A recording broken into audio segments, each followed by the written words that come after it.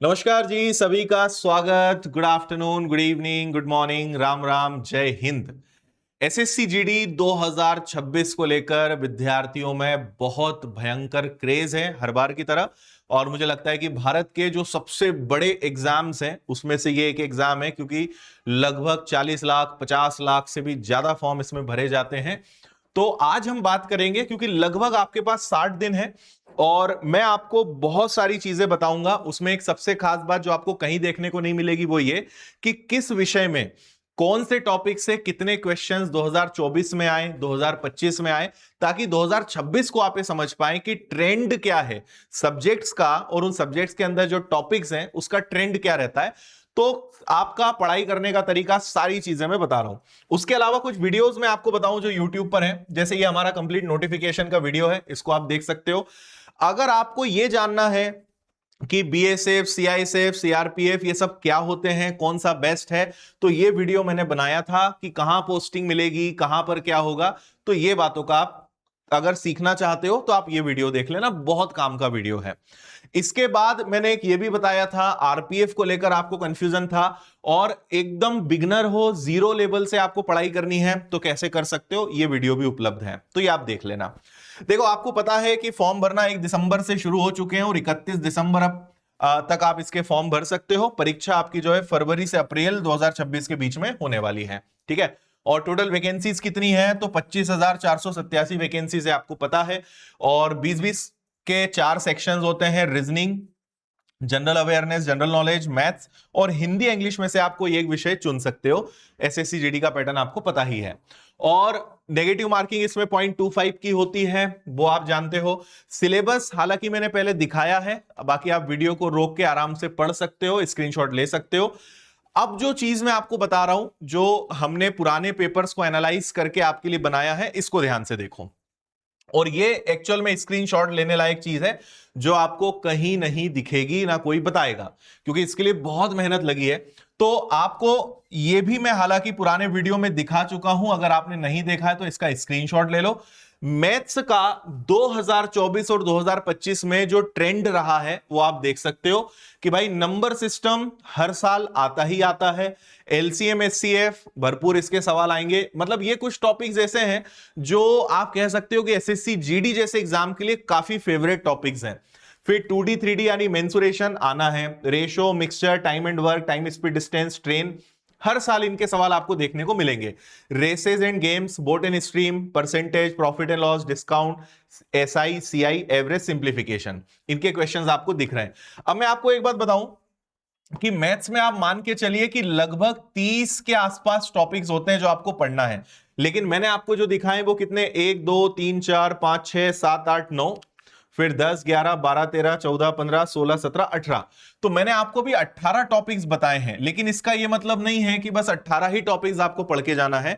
ये वो टॉपिक्स हैं जो हर हाल में आते ही हैं, आएंगे ही इनके क्वेश्चंस। लेकिन शिफ्ट वाइज एग्जाम है, लंबी परीक्षाएं चलती हैं, पढ़ना तो भाई सब पड़ेगा। लेकिन आप इन टॉपिक्स को प्रायोरिटी पे कर सकते हो, इनको पहले पढ़ सकते हो, क्योंकि इनसे क्वेश्चंस आना कंफर्म है।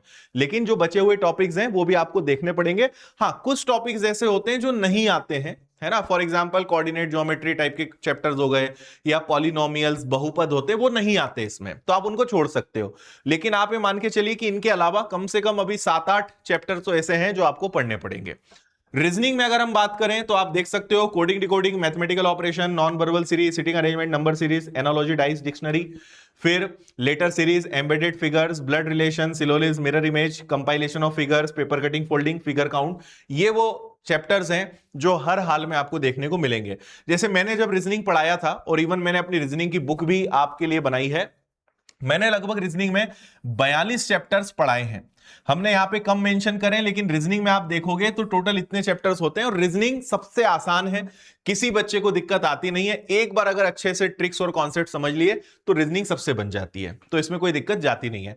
हिंदी का आप देख लीजिए, पर्यायवाची, विलोम, शब्द विचार, तत्सम, तद्भव, शुद्ध अशुद्ध, वाक्य शुद्धि, वाक्यांश, वाक्यांश के लिए एक शब्द। जीके जीएस में भूगोल, इसके बाद पॉलिटी, इसके बाद भारत की कला संस्कृति, इतिहास, है ना। खेल से संबंधित प्रश्न, अर्थव्यवस्था से संबंधित प्रश्न, समसामयिकी, विज्ञान, पर्यावरण, विविध। तो आप ट्रेंड आराम से देख सकते हो कि हर साल लगभग इतने इतने सवाल देखने को मिले हैं। तो आप इनका अच्छे से स्क्रीनशॉट ले लीजिएगा, आपको आइडिया रहेगा। ठीक है, अब हम मेन मुद्दे की बात करें कि भैया आपके पास है दिसंबर लगभग आधा गया और जनवरी फरवरी, तो हम मान के चल रहे हैं कि लगभग 60 या 70 दिन आपके पास हैं। इसमें क्या करना है, तो मैंने पिछले वीडियो में भी बताया था, अगर आप एकदम फ्रेशर हैं, एकदम जीरो से शुरू कर रहे हो, तो कहीं दिमाग मत लगाओ, पूरा फोकस ज्यादा से ज्यादा अपने सिलेबस पे कवर करो। आपके दिन का लगभग पूरा समय, जितना समय आप पढ़ाई कर रहे हो, अपने सिलेबस पर लगाओ। सबसे पहले सिलेबस कंप्लीट करो, है ना। और एक चीज समझो कि आपको मैथ्स, रीजनिंग, जीके और हिंदी, इंग्लिश जो है, इसमें से एक सब पर बराबर ध्यान देना है। YouTube पे कई बार क्या होता है कि हम कुछ टीचर्स के कारण या कुछ क्लासेस के कारण थोड़े से डिस्टर्ब हो जाते हैं। हम सोचते हैं कि यार जीके की क्लासेस बहुत लग रही है तो जीडी में जीएस बहुत आएगा। मैं आपको पहले ही कह रहा हूं, जीएस पढ़ने में मजा बहुत आता है, इंटरेस्टिंग लगता है, नई नई चीजें सीखने को मिलती है। तो हमें लगता है कि यार जीडी के लिए जो है जीएस पढ़ लेते हैं, लेकिन आप ध्यान रखो उससे 20 ही सवाल आएंगे, मैथ्स से भी 20 सवाल आएंगे, रीजनिंग से भी 20 सवाल आएंगे। इसलिए हमें बैलेंस बनाना सीखना है, ना कि एक तरफ अपने तराजू का पलड़ा भारी करना है। बैलेंसिंग बहुत इंपॉर्टेंट है। आपको अभी सबसे ज्यादा जो ध्यान देना चाहिए वो देना चाहिए मैथ्स और रीजनिंग पर। ठीक है, जीएस पढ़ना है, हिंदी पढ़ना है ना। उसके बाद मैथ्स और रीजनिंग के बाद आपको सबसे ज्यादा प्रायोरिटी हिंदी, या आप इंग्लिश चुनोगे तो हिंदी पे देना चाहिए। जीएस को अभी ज्यादा टाइम या ज्यादा इंपॉर्टेंस मत दो, क्योंकि जीएस मतलब ये समझो भाई, हिस्ट्री, ज्योग्राफी, पॉलिटी, ठीक है, करंट अफेयर्स, स्टैटिक जीके, इसके बाद economics, environment, physics, chemistry, bio, इन सब का मतलब जीएस है। जीएस एक नहीं है। मैथ्स का मतलब मैथ्स है, रीजनिंग का मतलब रीजनिंग है, लेकिन जीएस का मतलब 1 2 3 4 5 6 7 8 9 10 विषय हैं। अब तुम 10 विषय पढ़ के 20 नंबर लाओगे और एक विषय पढ़कर 20 नंबर लाओगे, तो समझदारी कहां है? समझ रहे हो आप बात मेरी? इसलिए थोड़ा सा स्कोरिंग सब्जेक्ट के बेस पे अपनी रणनीति बनाओगे तो आप सही काम करोगे। और नया बच्चा जो है वो पहले ये नहीं देख पाता कि सिलेक्शन के लिए कौन से विषय इंपॉर्टेंट है, वो ये देखता है कि मुझे मजा कहां आ रहा है।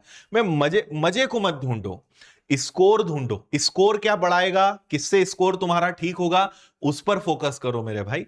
आप मजे के लिए मत पढ़ाई करो, वो आपको सिलेक्शन नहीं दिलाएगा। फिर एग्जाम में फेल होते हैं, फिर समझ में आता है कि भाई हमने पूरा टाइम इन पे खराब कर दिया, असली मजा तो इनके साथ था, है ना। मैं मानता हूं कि कुछ विषय पढ़ने में मजा नहीं आता है, कुछ पढ़ने में ज्यादा मजा आता है, लेकिन पेपर बनाने वाले को आपके मजे से मतलब नहीं है। उसको एक ही बात से मतलब है कि उसे सबका बैलेंस बनाना है, और उसे ऐसा बच्चा चाहिए जिसके हर विषय में अच्छी पकड़ हो, ना कि कुछ बहुत अच्छा हो और कुछ बिल्कुल भी अच्छा ना हो। तो आपको क्या करना है, आपको स्कोरिंग सब्जेक्ट से शुरू करना है। अपने दिन का सबसे ज्यादा समय अभी मैथ्स, रीजनिंग और हिंदी पे दीजिए। जीएस नहीं पढ़ना है मैं ये नहीं कह रहा हूं, लेकिन उसको कम समय दो, उसको बाद में देखेंगे। पहले स्कोरिंग सब्जेक्ट्स को खत्म करो। सोचो 10 विषय पढ़ के 20 नंबर लाओगे, मतलब 20 प्रश्न बनेंगे, और 1 2 3 तीन सब्जेक्ट को पढ़ के तुमसे 60 प्रश्न बनेंगे। तो समझदारी किसमें, आसान काम कहां है? 10 किलो वजन उठाना आसान है या 3 किलो? और 3 में 60 प्रश्न बनेंगे, 10 से 20 प्रश्न बनेंगे। अगर आप इतनी सी बात समझ गए, आपका आने वाले जो 60 दिन है वो सार्थक हो जाएंगे, आपके वसूल हो जाएंगे। और अगर ये नहीं समझे और बस अंधाधुंध फॉलो करते गए, तो फिर आपको एग्जाम में समझ में तो बात आएगी। इसलिए बढ़िया टास्क और प्लान बनाओ। एग्जाम डेट का इंतजार मत करो, बेवजह समय बर्बाद मत करो, और एग्जाम ओरिएंटेड जो मैंने कहा है वही पढ़ो और उस हिसाब से प्रैक्टिस करो। मैंने कुछ प्लान भी आपको दिया है, आप इसको आराम से पढ़ना। कैलकुलेशन अच्छा करो भाई, मैथ्स में पहाड़े, वर्ग, घन सब याद करो, और अरिथमेटिक से स्टार्ट करो। आप ये समझो कि रेशो और परसेंटेज अरिथमेटिक की जान है ना। ये आपको सबसे पहले शुरू करना है। और 30 तक के पहाड़े, ठीक है भाई, कम से कम 60 तक के वर्ग और 30 तक के घन आपको याद करने हैं। और अरिथमेटिक में रेशो परसेंटेज से चालू करो, अनुपात और प्रतिशत से। फिर आप कोई भी चैप्टर पढ़ो, वो इन्हीं के कॉन्सेप्ट से सॉल्व होंगे, फिर आप एडवांस पे आ सकते हो, है ना। ये हमने कुछ चीजें लिखी है, लेकिन मैंने आपको और बता ही दिया है। आप ये टॉपिक्स थोड़े से पढ़ लेना, तो जो मैंने अभी कहा है वो आपका यहां पे रिवीजन हो जाएगा। रीजनिंग में मुझे लगता है कि कहीं किसी को दिक्कत नहीं होती है, एक चैप्टर एक बार अच्छे से पढ़ो, आराम से चीजें बनेंगी। तो पहले सिलेबस कवर करो, प्रैक्टिस करते जाओ। तो आप ये पॉइंट्स को पढ़ लेना।